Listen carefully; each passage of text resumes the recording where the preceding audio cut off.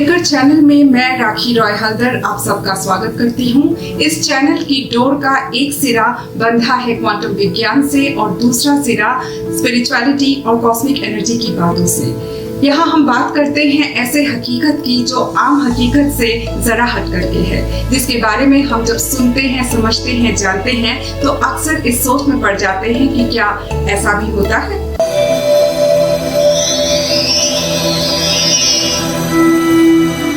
Breaker की quantum दुनिया series में आज हम जानेंगे कि थॉट पावर यानी सोचने की शक्ति को कैसे कंसंट्रेट करना है, कैसे कंट्रोल करते हैं इस इलेक्ट्रोमैग्नेटिक एनर्जी को। इस विषय पर आने से पहले मैं अपने सृष्टि रहस्य किताब की कविता सोच पढ़ना चाहूंगी, जिसमें सोचने की शक्ति को बचा कर रखने की जरूरत की ओर ध्यान केंद्रित किया गया है। कविता कुछ इस प्रकार है। सोच एक बीज है जिसे विश्वास की मिट्टी, मनन चिंतन का पानी मिलना चाहिए।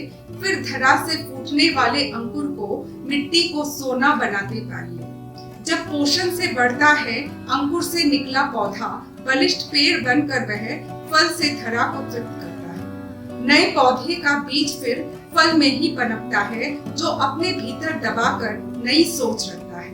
सोच के पेड़ लगे तो दुनिया हरी हो जाए, जहां में नव चिंतन बरसेगा धरती स्वर्ग बन जाए। हमारी सोच में इलेक्ट्रोमैग्नेटिक एनर्जी होती है, इसे आप जहां भी केंद्रित करेंगे वही फल मिलेगा। इस बात को बेहतर ढंग से समझने के लिए याद कीजिए बचपन में स्कूल में किए गए उस एक्सपेरिमेंट को, जहां हम सूरज की रोशनी को मैग्नीफाइंग ग्लास के जरिए कागज के एक टुकड़े पर टिका कर कागज को जलाते थे। यहाँ भी आपको वही काम करना है, लेकिन साधन अलग है। यहाँ सूरज की रोशनी की जगह है आपकी थॉट एनर्जी, मैग्नीफाइंग ग्लास है आपका माइंड और कागज का वो टुकड़ा है वो एरिया, वो क्षेत्र जहां आपको अपना ध्यान केंद्रित करना है।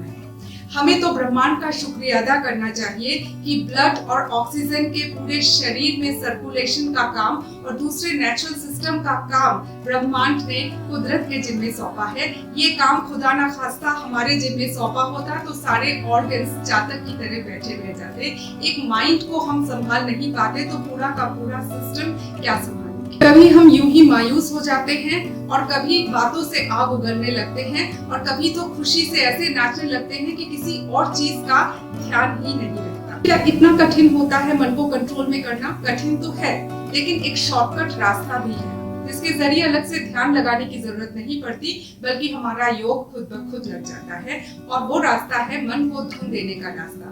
मन को कोई पर्पस दीजिए, कोई उद्देश्य दीजिए। उद्देश्य अगर बड़ा हो तो उसे छोटे छोटे टुकड़ों में डिवाइड कर लीजिए और इतना ध्यान रहे कि हर दिन सुबह उठने से पहले आपके दिमाग में ये धुन स्पष्ट होनी चाहिए कि आज किस उद्देश्य को लेकर के हमें चलना है। दरअसल मन एक एनर्जी हब है, एक एनर्जी का सेंटर है और इस एनर्जी हब से जो एनर्जी निकलती रहती है उसको अगर हम कोई पर्पस नहीं देते, कोई उद्देश्य नहीं देते, वो बेतरतीब ढंग से निकलती ही रहती है। ये धुन मन को एक पर्पस देता है, उद्देश्य देता है। इस तरह से वो मन को एक नॉब और एक स्विच दे देता है। जैसे घर के बिजली के स्विच को या गैस ओवन के नॉब को हम जरूरत के हिसाब से ऑन ऑफ करते हैं, ठीक उसी तरह जो समय खाली जा रहा है उस समय में अपने पर्पस को पूरा करने के रास्ते पर सोचने वाला नॉब या संभावनाओं को खोजने के रास्ते पर सोचने वाला नॉब जो है वो ऑन कर लीजिए, उस स्विच को ऑन कर लीजिए। धीरे धीरे ये आपकी आदत बन जाएगी और आप एक के बाद एक मंजिल तय करने लग जाएंगे। बस ध्यान इस बात का रखना है कि इस धुन का रिश्ता सेल्फ डेवलपमेंट से होना चाहिए, ना कि किसी को कंट्रोल करने से, क्योंकि किसी और को कंट्रोल करना यानी एक्सटर्नल फैक्टर्स पर निर्भर करना। ये फैक्टर्स हमारे हाथ में नहीं होते, इसलिए ये कभी आपको टेंशन में डाल देंगे तो कभी आपको विजय की खुशी देंगे। ये सर्टेन नहीं होते, ये निश्चित नहीं होते।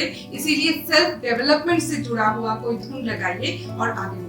बस आपको सिर्फ इतना करना है कि आपकी थॉट एनर्जी को माइंड पर टिकाना है और माइंड को अपने किसी उद्देश्य को पूरा करने की राहें खोजने पर टिकाना है।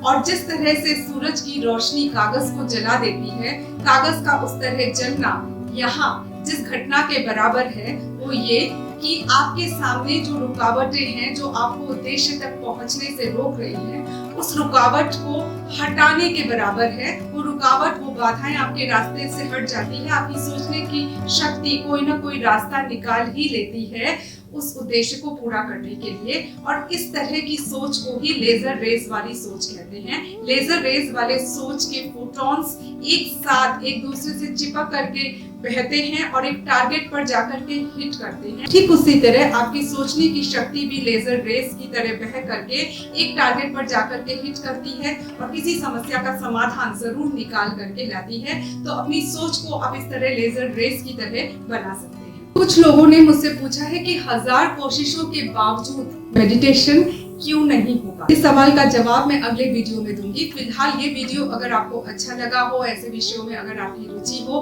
तो इस चैनल को लाइक, शेयर, सब्सक्राइब जरूर करें। फिर मिलेंगे अगले वीडियो में, तब तक के लिए नमस्कार।